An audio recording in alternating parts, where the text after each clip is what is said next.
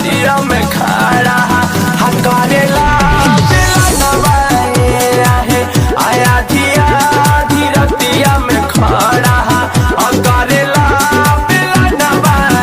सखी छोटे मोट देवारा दुलरुआ असुत सी रहनवाए सखी छोटे मोट देवारा दुलरुआ असुत सी रहनवाए आया धिया आधी रतिया में खड़ा करेला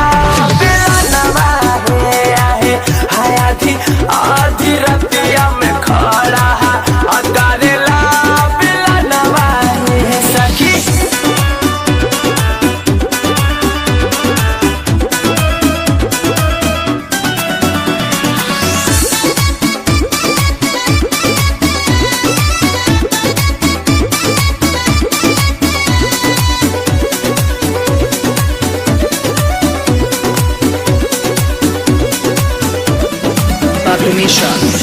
का करिए सखी कुछ नहीं बोली फट से उतार दिला सीना से चोली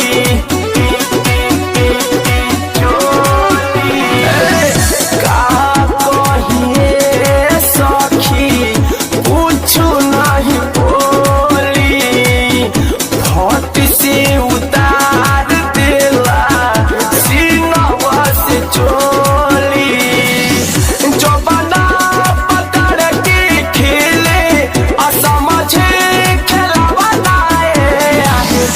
जो बना पकड़ के खेले असमझे खेलवा रगड़ के कहरम करेला रगड़ के गहरम करेला न जनवाए सखी।